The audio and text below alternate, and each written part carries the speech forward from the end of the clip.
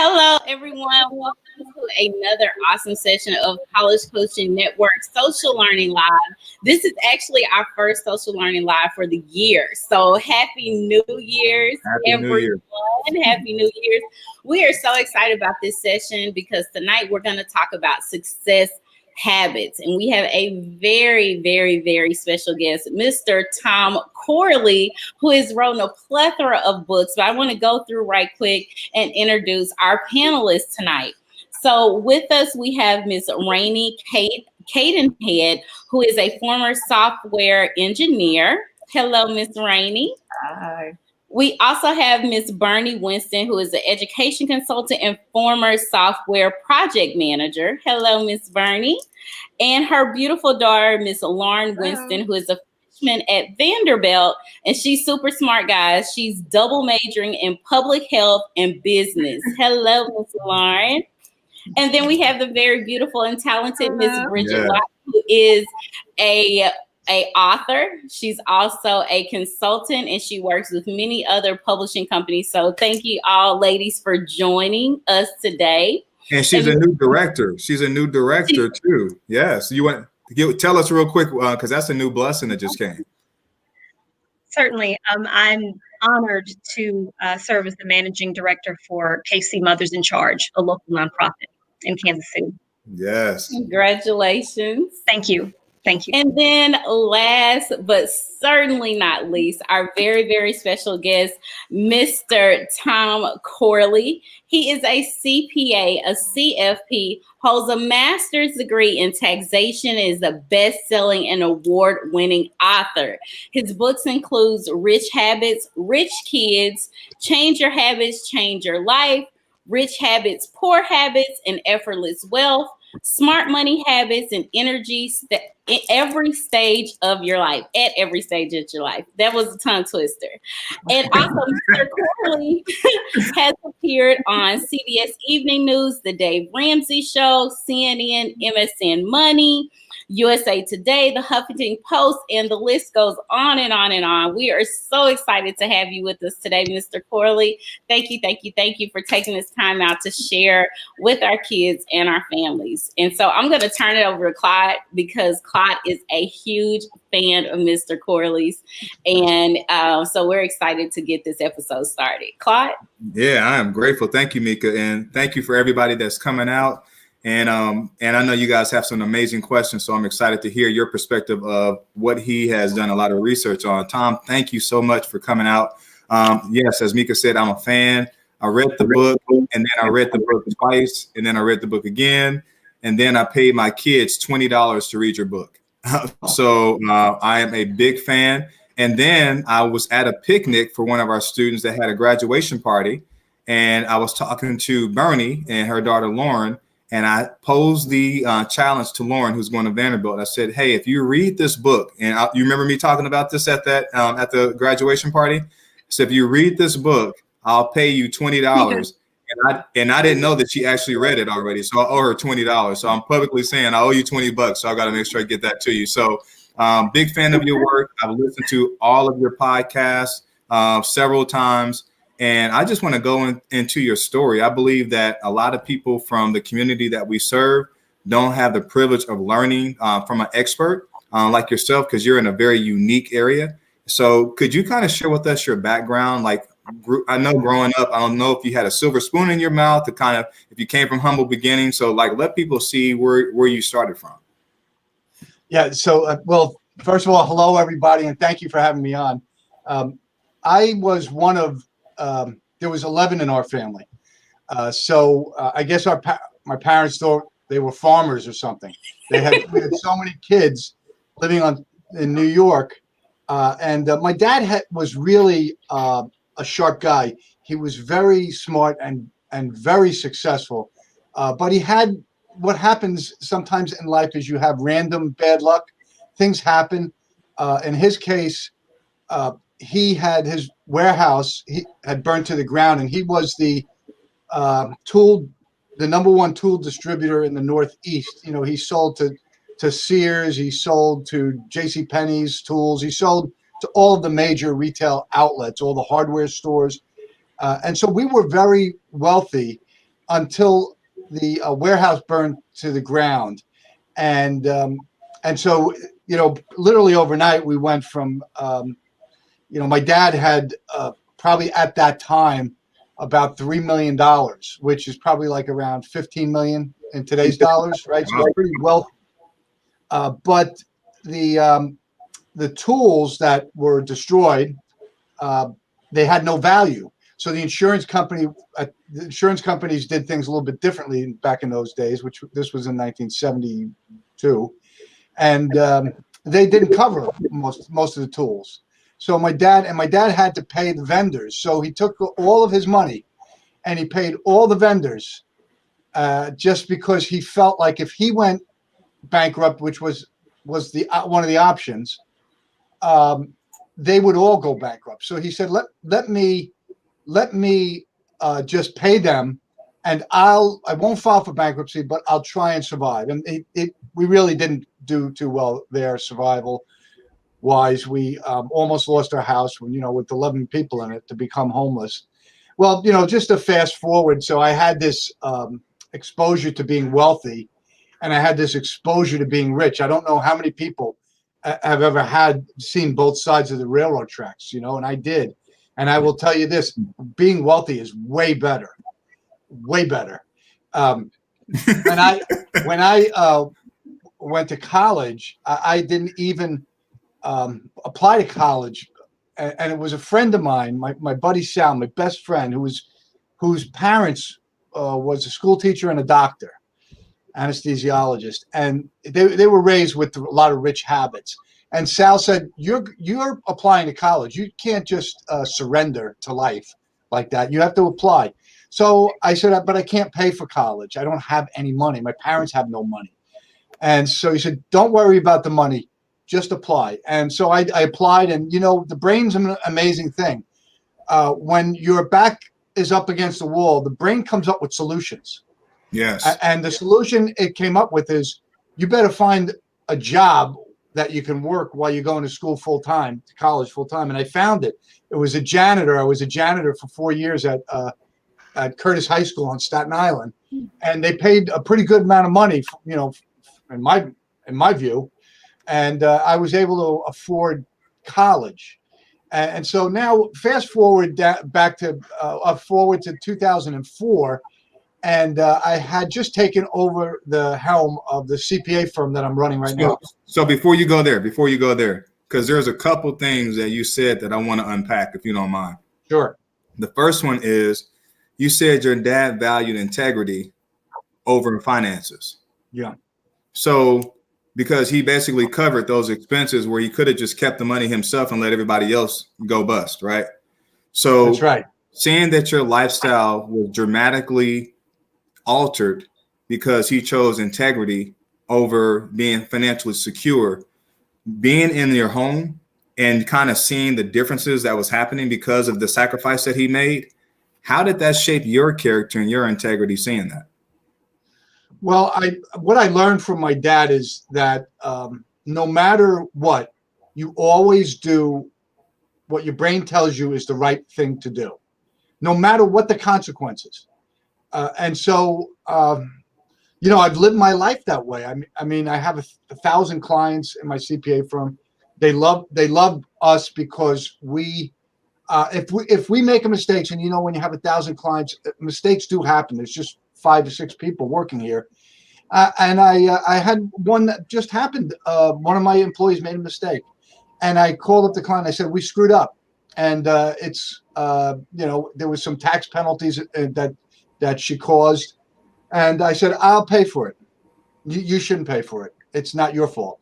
So we kind of do stuff like that where they know that we have their back. Yes. And we don't make mistakes often, but when we do, we stand behind our mistakes, and we don't we don't dish them off to other people, or we don't come up with excuses, which a lot of professionals will, because people think, well, I don't want anybody to know I made a mistake.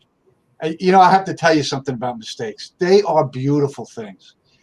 When I was training we hired a new person about 6 years ago. She didn't know anything about taxes. And so I happen to be a pretty good teacher. I have a lot of patience and I love teaching. So I said, don't worry, I'm going to teach you everything you need to know. And so I would have to review everything that she did, which caused me more time. And I would come back to her and I would say, here's another mistake. This is what you need to do. And then after like around the 10th return, tax return, she came into my office and she shut the door. She says, I don't think this job is right for me. I said, why? I said, you're doing a beautiful job. She goes, I'm making so many mistakes. I said, I hope so. I said, that's how you learn. Right. And she looked at me strange because she and I both came from these big CPA firms. I was with Arthur Andersen. She was with Deloitte and Touche or Ernst and Young. And you don't make mistakes in those big firms without them beating you over the head. So I understood where she was coming from. And I said, nah, in this firm, if I had a pile of cash just sitting in my drawer, every time you made a mistake, I'd give you $50 because I think they're that valuable. The best way is to learn from a success mentor, make mistakes and let them correct you. That's a blessing when you have a success mentor behind you who's looking at your mistakes and explaining them to you. So, yeah, I think the integrity part filtered down to all of us in my family. So, last question, just on the background on the family. There's so many people that they go from privilege and then something happens and they go, down another path financially. And then sometimes they want to blame everybody, right? Oh, it was my dad's fault. It was my mom's fault or what have you. How did you escape that trap of wanting to blame them and taking ownership for your own life? How did that happen for you? Well, I was petrified of my father, so I could never blame anybody. If he found out, I said something that, where I was pushing it off to somebody else, he would, yeah, I mean, he was a fearsome person. And you never got away with it. So I can remember because I used to play tennis. I was a top tennis player in the as a kid, 18 and under in the United States.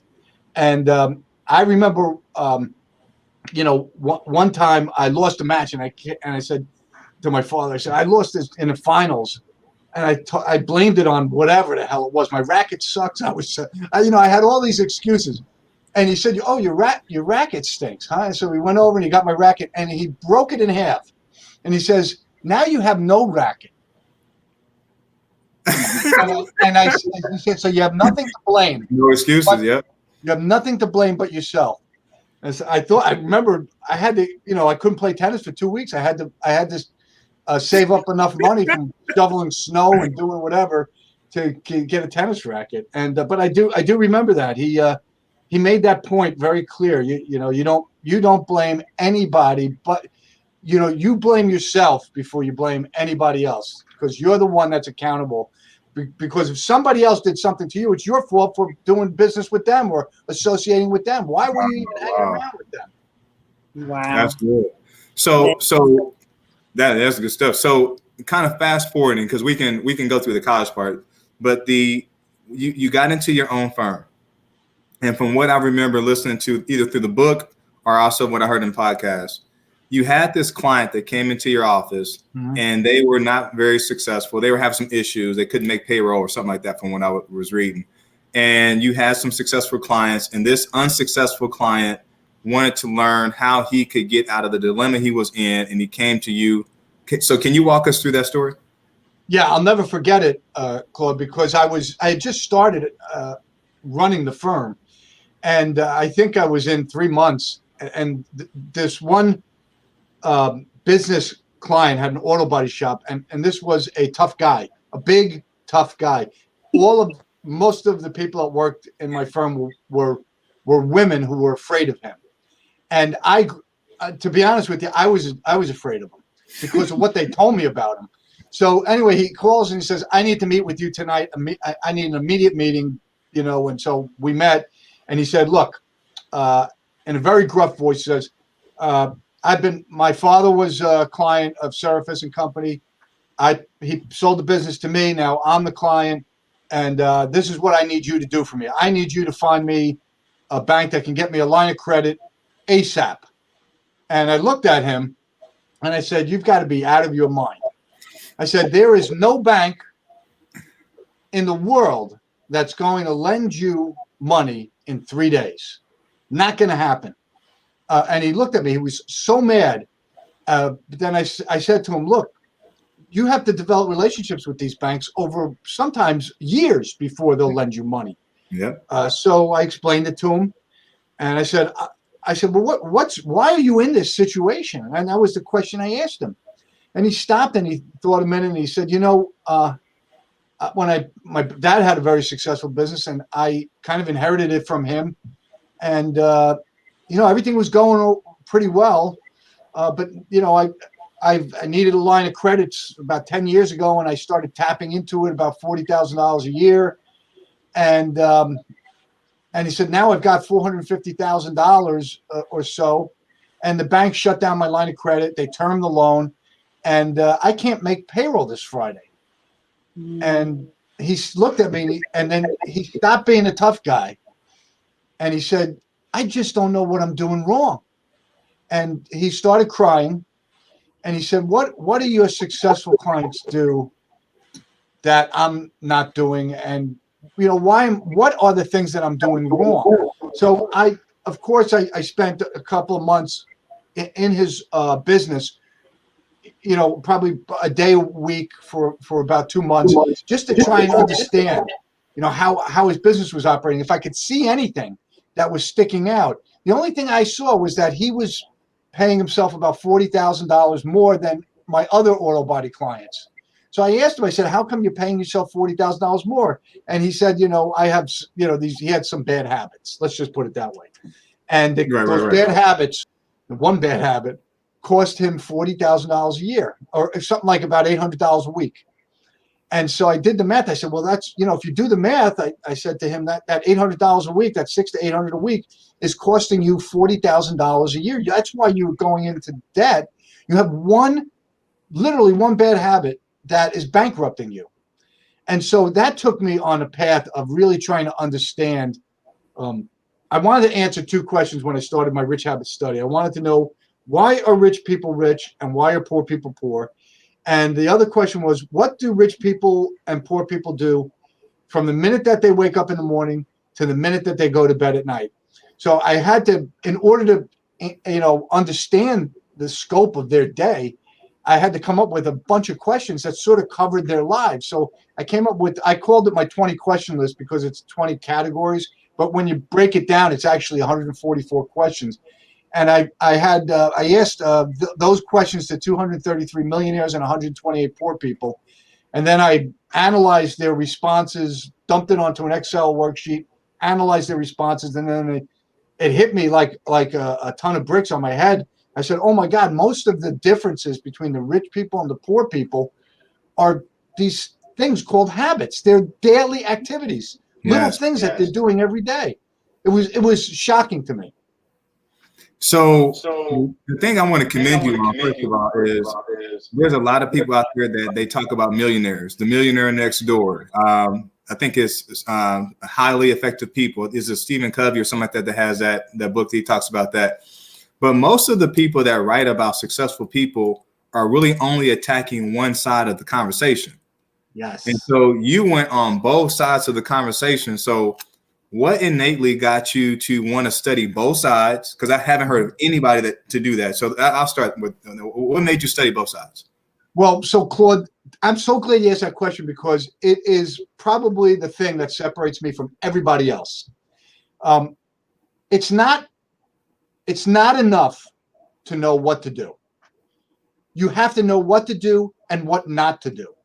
Yes. Because if you only know what to do, and you don't know what not to do, how do you know you're not doing the things you shouldn't be doing? So I felt that I needed to understand what poor people were doing wrong. So I could say to Claude, hey, Claude, I could say to you, what rich habits do you have? And you could run off, I got these 10 rich habits. And I said, well, what about poor habits? And you say, oh, I don't know. Nobody's ever asked me that question. And then you could run off a list of 12 poor habits that you have. Well, guess what, Claude? No matter how many rich habits you have, if you have more poor habits, you're going to have a tough life because it's like a teeter-totter. You want the rich habits to really be, the ones that are pushing down on the ground, and the poor habits don't have as much force. So I felt that a metaphor I like to use is, if anybody likes sports like I do, football, knowing what to do gets you to the 50-yard line, but knowing what not to do gets you across the goal line. Because it's, you need to know it saves you time and money, particularly time, because a lot of people don't have money when they're starting a business, let's say, but they have time. And it saves you so much time when you already know the things that you shouldn't be doing. And so I felt that was the reason why I needed to cover both the rich habits and the poor habits. Plus, it gives you some perspective. You can look at the rich habits and you can look at the poor habits, and you can make a self-assessment, which is where I was really trying to get people to become self-aware of their habits. What are your rich habits? What are your poor habits?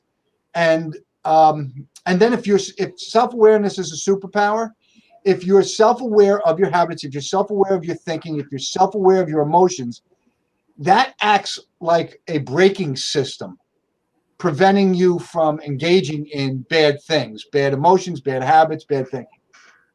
So you spent about 3.5 years doing, how much time did you spend doing this research? It was about 6 hours a day over almost a 4-year period, and then a year of analyzing the data. So I had to, because I was running a CPA firm, I had to get up at 4:30 in the morning to really sort of tee up my, what I needed to do, the research I needed to do for my study. And then at night, I would spend about an hour and a half. So I would say probably 2.5 hours in the morning, an hour and a half at night.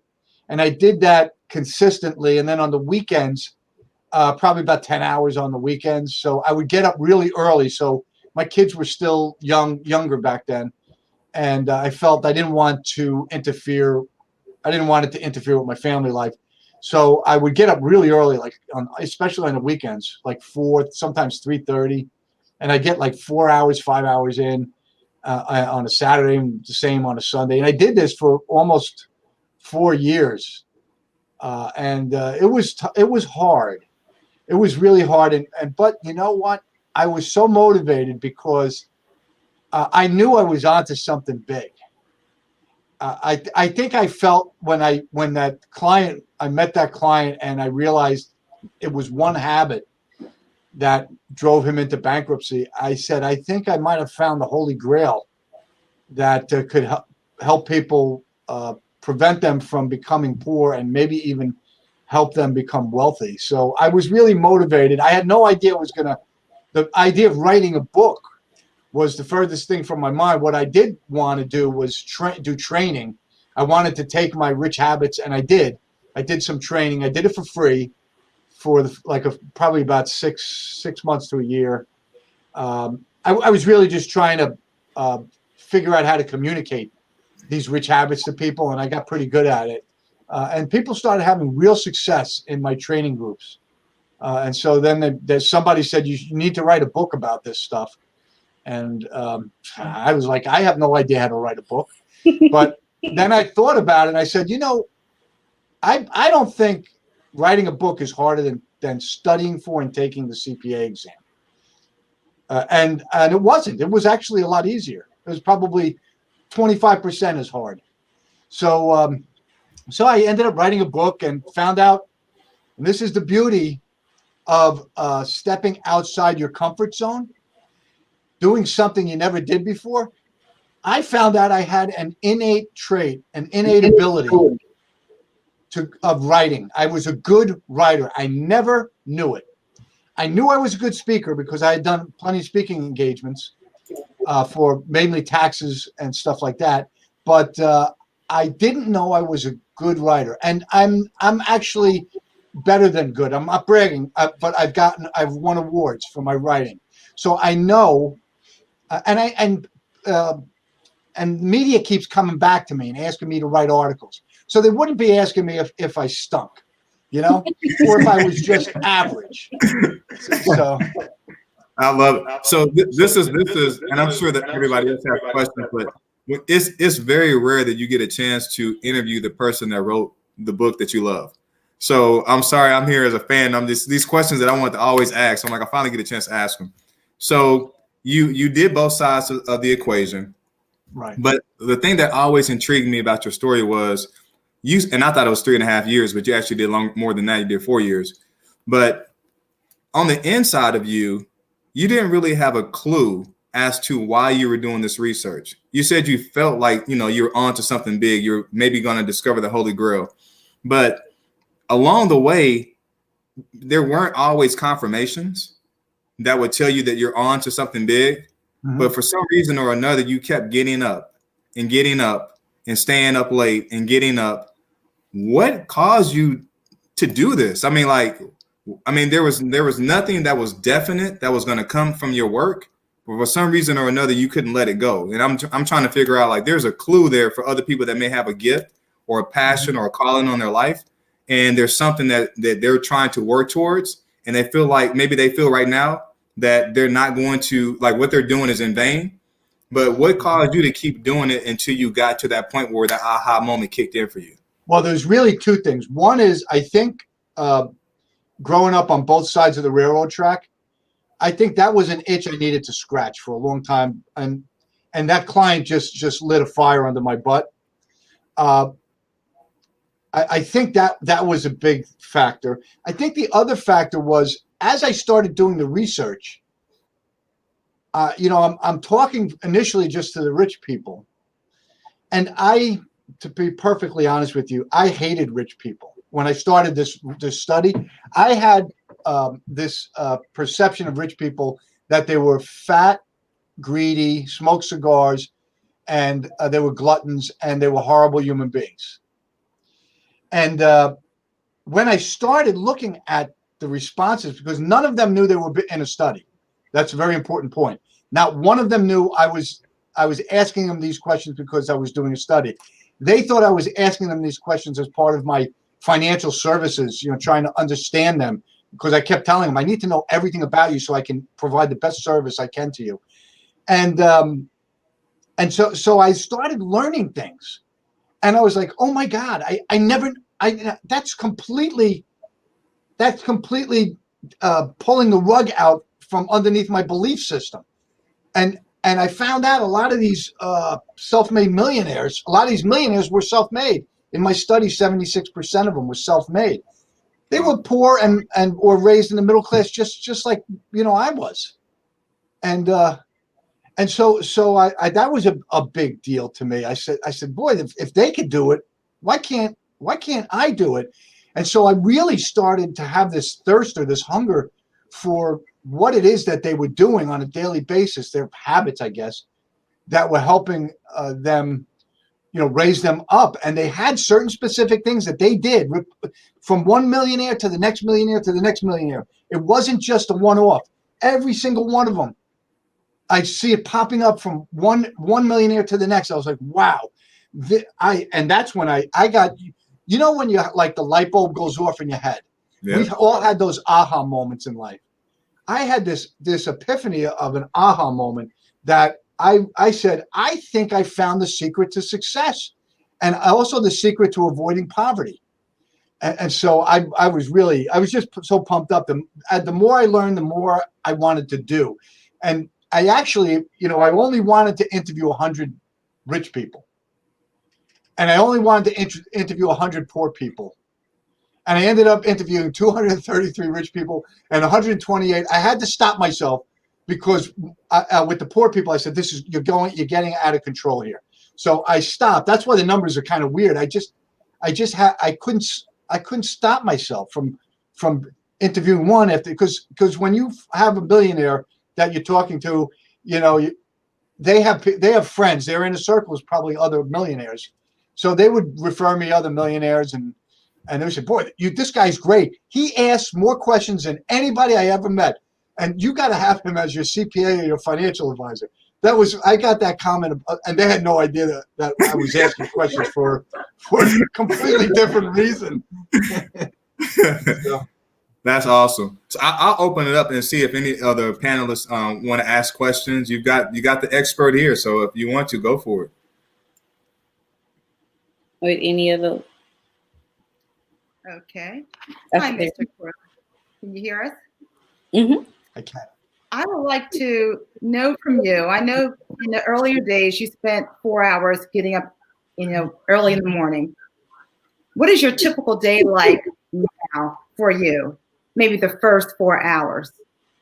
Tell me about Okay, that. so right now, almost every day, I wake up between 4:30 and 4:45 in the morning. Even if I don't want to, I wake up at 4:30 or 4:45 in the morning. Now, when I started this research, the study, I was one of these, I guess you call them night owls. I loved to sleep in. And so it was really hard in the beginning. I would say it took me 3 months to break myself of that habit of sleeping late and getting up at 4:30 in the morning. But that's the incredible thing about habits is once they're forged, they stick with you forever. So I can't sleep past 4:30. The only way that happens is if we have a party and somebody had celebrating, we have something going on and I'm up late or whatever. That's maybe that might be the exception. But no, it's yeah, I do 4:30 in the morning, and then the first thing I do, because this is what I found out from my research into the brain, because I've probably read about 30 books on the brain to understand how habits work neurologically. And what I found out is when you first wake up in the morning, you're still in alpha state. So you go from alpha state to beta state, which is your awake state. But that takes about an hour or so. When you're in that intermediary phase between alpha and beta, your prefrontal cortex is not fully awake. And so you can do things that you don't want to do in the morning before your prefrontal cortex wakes up and says, hey, time out here. I hate what we're doing. Stop. So I do all my technical reading. The first thing I do when I wake up, I get myself, I actually don't get a cup of coffee until I'm 45 minutes into my reading because I'm afraid the caffeine is going to wake me up. So I like to stay in that alpha state as long as I possibly can.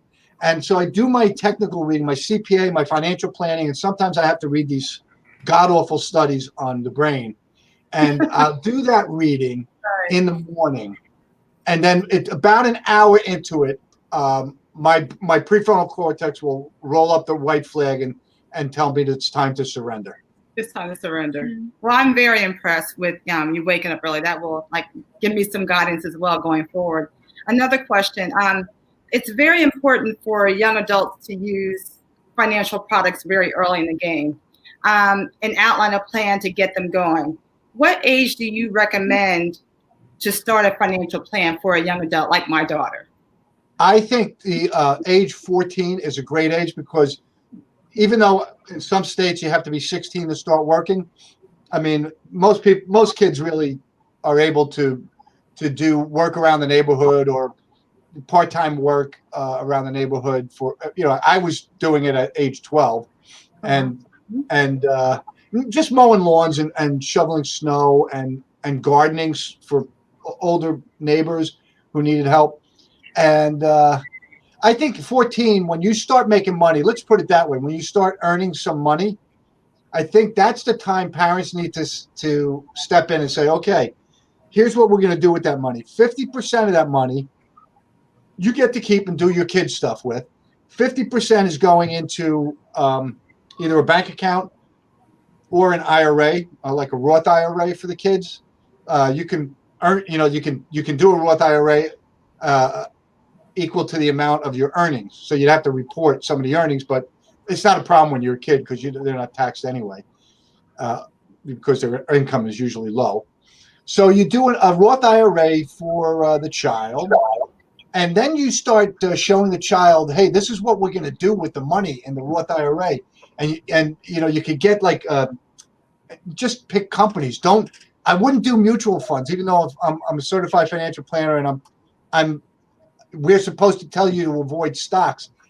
When you're a kid, it's important to learn about companies and how they make a profit and how that their profits and how the way that they're managed affects their stock price. So if you could, buy a few shares of this stock and a few shares of that stock and hold it in the Roth IRA, when the stock goes up, you could say, hey, look, you invested in this Roth IRA. We had, $300 here. Now it's up to $400.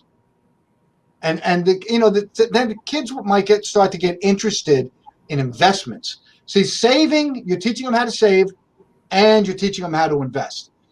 Saver investors were the majority of the self-made millionaires in my study.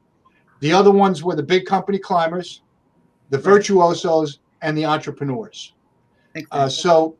And those are the four paths to wealth, which I really would like to talk about, because the kids need to understand that there's more than one way to become wealthy, and the right way is the path that's right for your personality type. And so maybe we can talk about that in a little bit. Yeah, please, Al, if you don't mind, go for that now, if you don't mind. Cool. All right. So here's probably, besides the rich habits and the poor habits, this is maybe the most important discovery, I believe, in the industry of wealth creation. Nobody else has talked about this, and this is something I found in my research. There are 4 paths to wealth: the saver investor path, big company climber path, virtuoso path, and the entrepreneur path. The saver investor path is where you save 20% or more of your income, your net income, and then you invest it. The big company climber path is the path where you are climbing the ladder in a big company. If it's a corporation, it's a publicly held corporation. If it's a privately held business, it's usually a partnership, like a law firm, accounting firm, or engineering firm, things like that, right? Where you become a partner and then you get to share in the profits. Then there's the virtuosos. These are the individuals. I think I'm kind of in that category, where they're experts in their industry. They're at the top in their industry. They might even have graduate degrees or PhDs. So it does require an investment of time and oftentimes money. And then the last one is the entrepreneur path. That's the hardest path there is, but it's also the path that generates the most wealth in the shortest period of time. But the sacrifices you have to make as an entrepreneur are enormous. So each path has its own unique requirements, has its own unique personality profile. For example, if you're shy, reclusive, you would probably be a good candidate for the saver investor path or the virtuoso path, right? You would not be a good candidate for the entrepreneurial path or the big company climber path, because both of those paths require that you have to be outgoing and gregarious in that you're willing to meet new people, press the flesh, that kind of thing.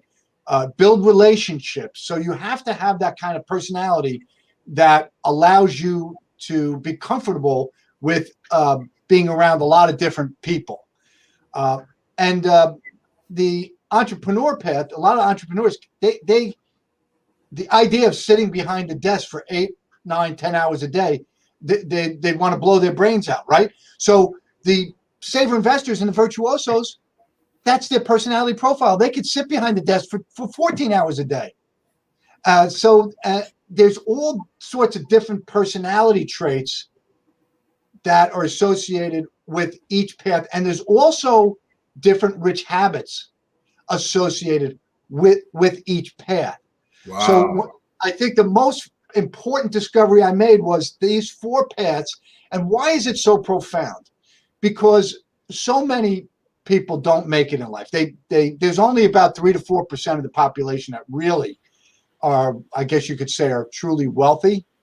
So why aren't the other 96% wealthy? I'm certain it's because they're on the wrong path. They picked the wrong path to wealth. So they didn't know that they might have been a shy, reclusive person, and they had this bugaboo about becoming an entrepreneur, and they became an entrepreneur, and they're not suited to be an entrepreneur. So I think most people are on the wrong path in life, the wrong wealth path. And I'll give you an example. I started out working for Arthur Anderson, a big company, and then I went to another big company as an assistant tax director. And I said, I'm going to climb the ladder. I'm going to become a senior executive. I might even become CEO. Boy, did I hate dealing with the office politics. I hated it. I got into a fight with the CFO, a physical fight. Came to blows. I said, this is not for me. I can't. If somebody says something to me and is nasty, I'm going to punch him in the nose. That's how I felt. And this guy was so nasty to so many people. And then he set his sights on me for whatever reason. It was a big mistake on his part. But I almost got fired. And I had to be counseled in my company because I was an important part of the company. I was one of the brainiacs there.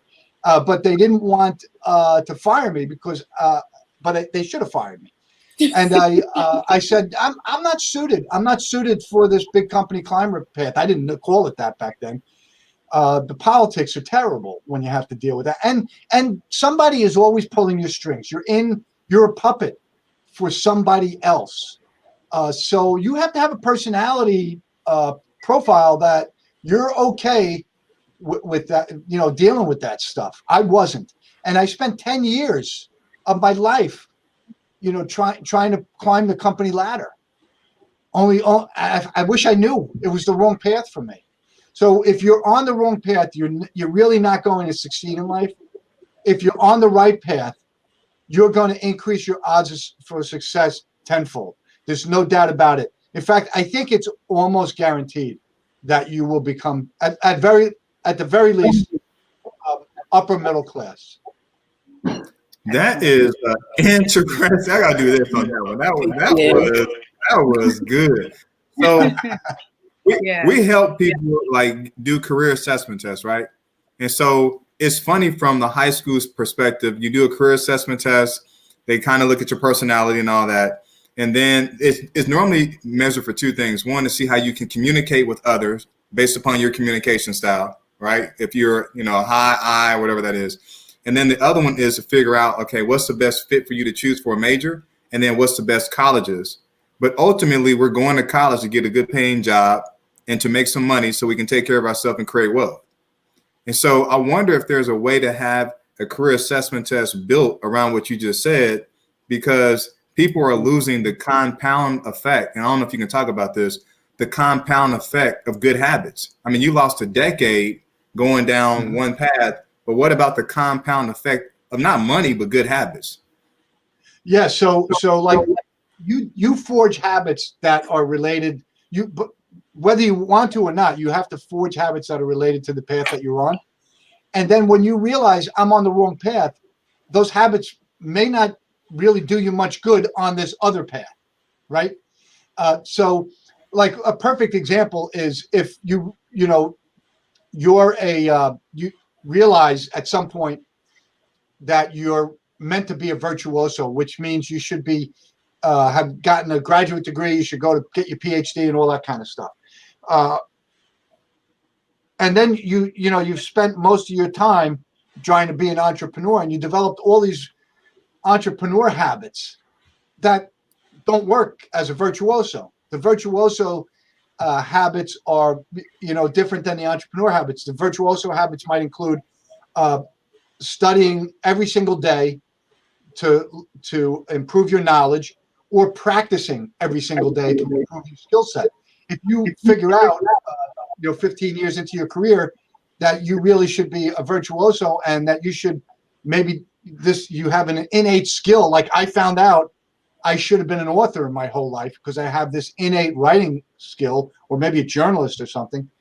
Well, now I had to forge all these new habits around my new career path. And that was like, practicing every day to write. That's why I write a article every day. I write it to get better every day and also to share my information.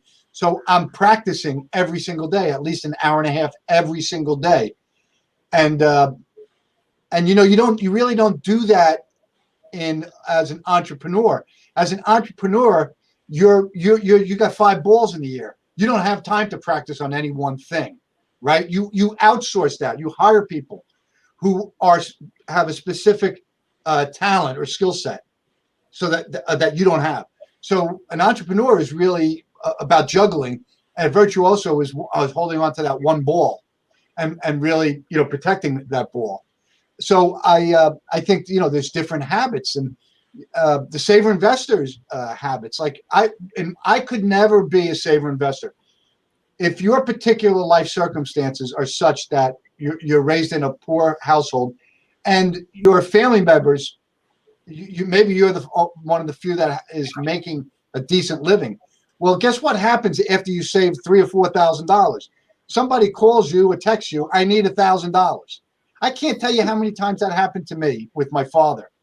I remember one time I saved about $6,000, and I didn't tell anybody. I didn't tell my wife. I just did it on my own. I saved it, and my father called and said, they're about to foreclose on my house, and I need $8,000 to pay the property taxes, or next month they're going to auction the house off. So I took my $6,000 and I took my credit card and I gave him $8,000. Now I'm $2,000 in the hole. If you're in that particular environment, there's no way you can be a saver investor. I don't care. Unless you just say no. You say no to your father. You say no to your mother. You say no to your child who needs money, who's an adult child. It's hard to do. I know I can't do it. So, you have to have the environment and your personality have to be right for the particular path that you're on. And for me, a saver investor was never in the cards for me. I never learned any money habits from my parents. In fact, what I did learn is don't save, because somebody's going to take your money away from you. That's what happened to me almost my whole childhood, into college, into my early 30s and early 40s. So we were never savers. I could never save. But I was an entrepreneur because as you can tell, I have the gift of gab, the Irish gift of gab, right? I can't shut up. So I love talking to people. I love teaching. I love being around people. I get energized when I'm around people. And I also love to learn. I love to become like expert at whatever it is. I just have that thirst for knowledge. And I was also a top tennis player. So that's a virtuoso, right? So I should have known all these things. I'm a virtuoso and I'm an entrepreneur. I'm not a big company climber, and I'm not a saver investor. Don't be what you're not. Be what you are and follow the right path, and you're going to have much more success.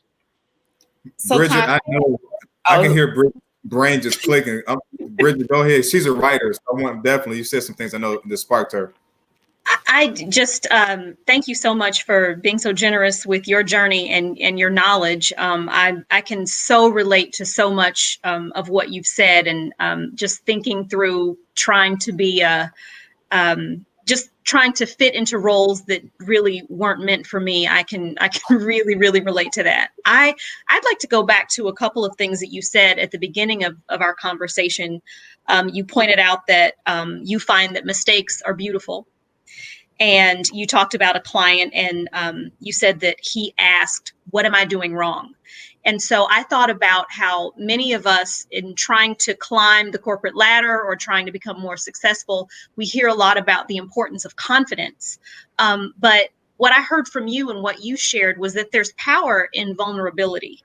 So I wondered if you might be able to expand on that a little bit, because it seems to me that people open up and develop more when they are coachable and vulnerable. I think we're going down a rabbit hole here, and I'm going to be careful that I don't go too deep, right? Okay.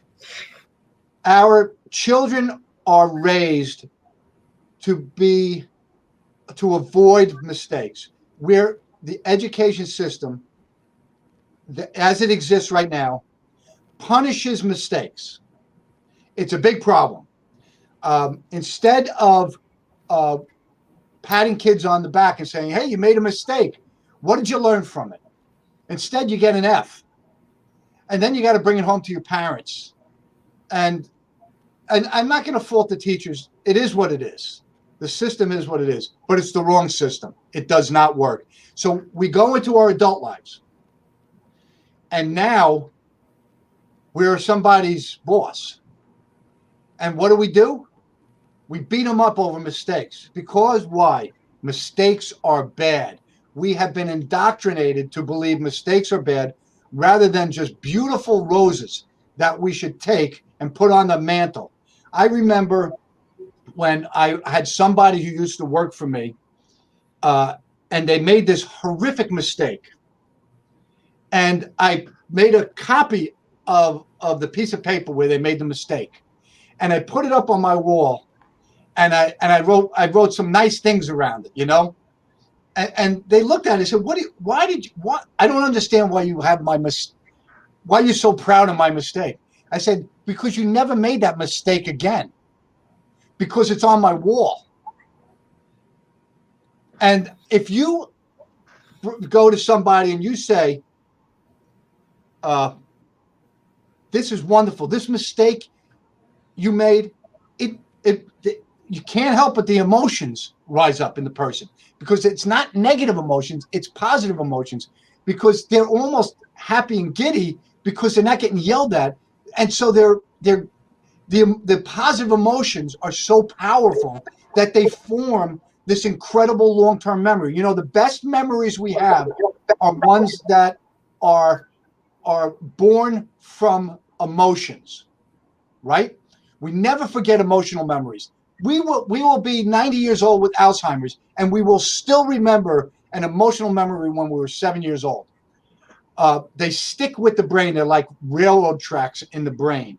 So when you understand how the brain works, and that the amygdala helps form emotional memories, and you can pull out of some experience with somebody, a mistake or failure, and turn it into a positive emotional thing, they'll never forget that mistake that they made. And I guarantee you, they'll never make that mistake again. But if you beat somebody up over mistakes with negative emotions, the fear that they have, negative emotions actually shut down your prefrontal cortex to some degree. So now your prefrontal cortex is not operating at full capacity, and you're not functioning. You're not getting the most out of that person. And so they're going to make another mistake again. So you know, I used to have this saying that bad managers are like somebody who has like a copier, and the copier is not working, and they start kicking it. Instead of opening it up, looking inside, finding out what's wrong, they kick it. Well, that's what bad, negative people who are overseeing other people do. They're the worst kind of managers. They shouldn't even be managers. But that's what they do. They approach things from a negative perspective where mistakes are bad. Instead, what I believe is the right approach in our education system is to encourage mistakes. The more mistakes you make, the higher your grade. Wow. Wow. Straight. That was good. Wow. Yeah, that made me think about something in terms of your do it now mindset and connecting that with emotions. I was thinking about how usually with procrastination, it's not necessarily a matter of somebody not wanting to do it. It might be a matter of the negative emotions, trying to avoid that and associating it with that task. So I was wondering how you suggest that people reframe their perspective so that they may feel some sort of positive emotion that might motivate them to accomplish their goals and tasks. So you're talking about procrastination, which is born out of negativity. A lot of people say people who procrastinate are just lazy. It's not. There's actually I have a great study on procrastination, and the study, what they found was that most people who procrastinate, they're operating from a negative emotion standpoint, and they're blowing out of proportion. They're supersizing the actual effort that it takes to perform whatever task it is that you're procrastinating on. So it's kind of like the more you delay engaging in a task, the greater the level of difficulty, the perception of the level of difficulty is. So my solution to that is, if you're procrastinating on something, all you need to do is say, I'm going to work on this for 5 minutes. 5 minutes is all it takes. Now, you may do it for 5 minutes and you may put it down. I can tell you, I do this all the time. So I have something like, I'll have a big project that the Paycheck Protection Program, right? This is a big thing. We just got new funding under COVID. And I had it's about this thick, the reading material. And so I put it on my desk after printing it out, right after it was signed into legislation. And I put it right on the front of my desk in my home office because it was the Christmas holidays when it was passed. And when I got down to the desk, I looked at it and I said, oh, God, right? I said, but I'm only going to read 5 minutes. And I did. I read 5 minutes that Sunday morning. That Monday morning, I was still off. And my brain was working because some of the things that I read in that 5 minutes got the attention of my subconscious. And my subconscious started going to work, and it started talking to me inside my head. And the next morning when I woke up, I read for 2 hours because I only did that 5 minutes of work, but it got my brain to really be focused on that material. Even though it was only 5 minutes, it said, okay, we really got to dive into this now. And to be honest with you, when I went down there, I wasn't expecting to read for 2 hours. I was only expecting to read for maybe, honestly, about 30 minutes. And I ended up going for 2 hours. So I think the solution to procrastination, knowing that it's coming from a negative emotion part of your brain, is don't fight your brain. Just do 5 minutes. 5 minutes is all it will take. And then put it down, pick it up again the next day, 5 minutes. I trust me on this. It works. I've been doing it. I did it when the 2018 tax reform bill came out. I did the same exact thing. I read for 5 minutes. I got enough information in my brain where I said, oh, this is really bothering me. I've got to get the rest of the information in my brain. So I don't know. It's just, I think that's one of the solutions. Don't look at it as Mount Everest. Look at it as just a little incline on your path. Take 5 minutes and it's the same thing for, by the way, exercising. A lot of people wake up. I wake up early, and then part of my Rich Habits routine, after I do my reading and some of my research, is at about 6:30 in the morning. I go to the gym and I lift weights and I run. So that takes about an hour, and then I get to the office. But I can tell you that there are days when I know I've got to do my 30-minute run. During the weekends, I do my long runs, but during the week, and I'll say, I don't really feel like doing 30 minutes. And I always say, just do 5 minutes. 5 minutes turns into 15 minutes, turns into 30 minutes. It's almost all the time. If I just get it in my head, I'm only doing 5 minutes. I'll do whatever the heck, the thing that I don't want to do, I'll do it. That's good. Man, the time went by fast. Mika, I know you had a question because we've got like 1 minute, so I'm going to go ahead and let you do what you do. I know, right? So I'm really, really stuck on this 3 to 4% of wealth, and this 96% are unwealthy or fall into that, middle class category.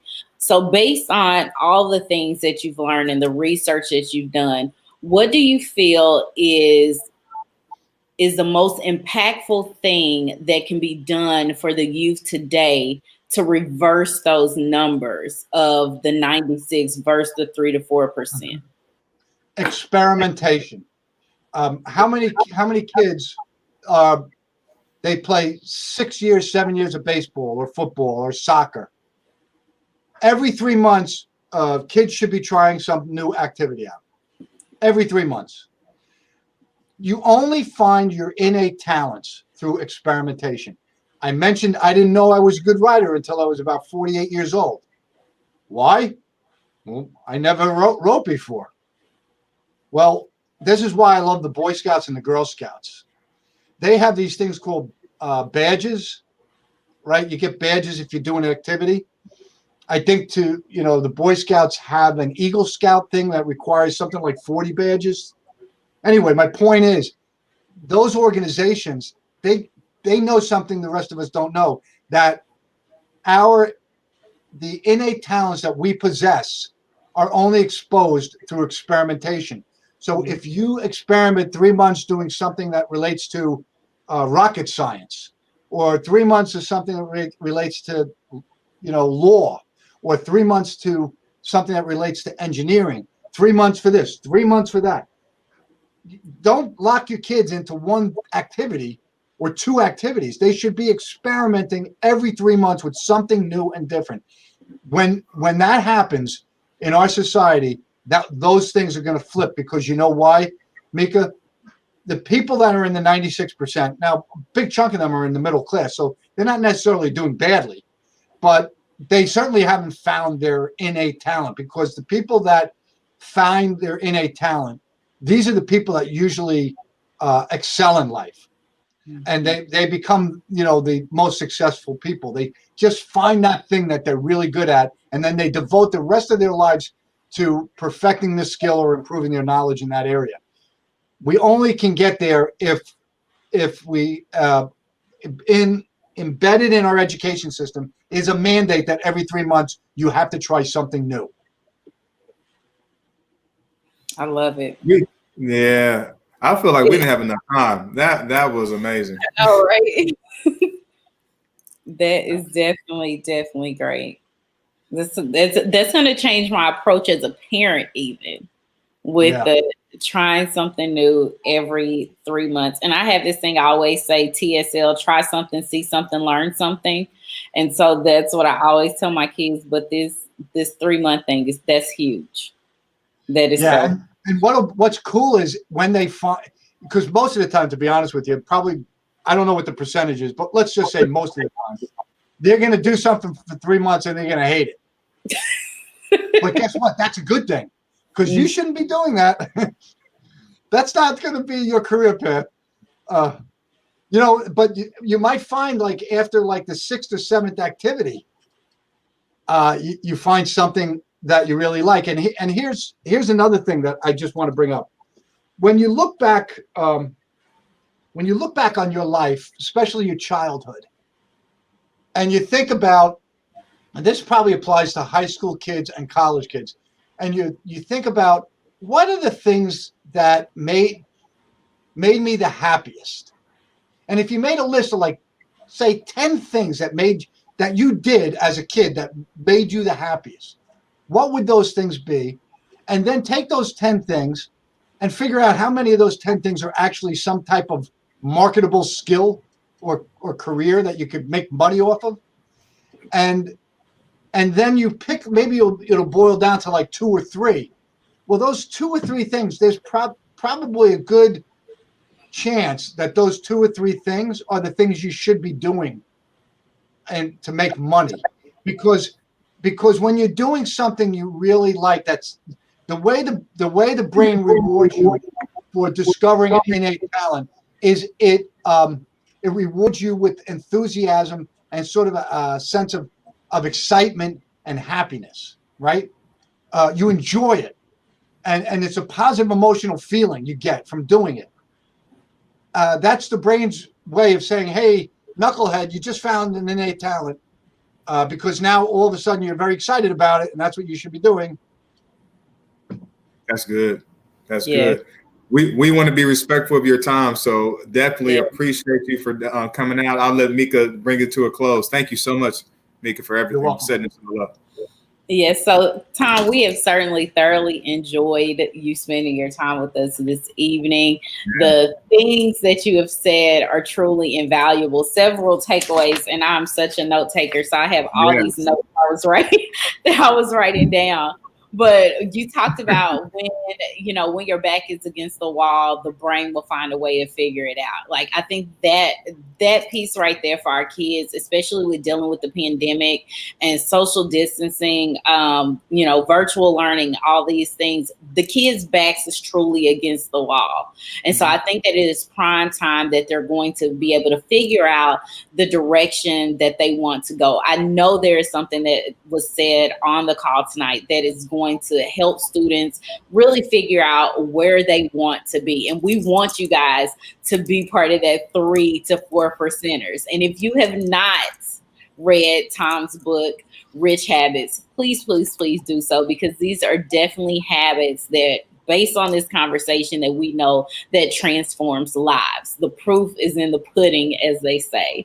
So guys, we want to thank you so much for joining College Coaching Network Social Learning Live. We do this now monthly at 7 p.m. Stay tuned for our next podcast. We again want to thank our special guest, Mr. Tom Corley, for coming on and showing the wealth of his knowledge. Of course, our mission here is always help, guidance, and community. And also thank you for our lovely panelists that came on to engage in this conversation. So thank you guys again. Thank you, Tom, and good night. Good night, everybody. Thank you so much, Tom. You're welcome. Thanks. Thank you, Tom.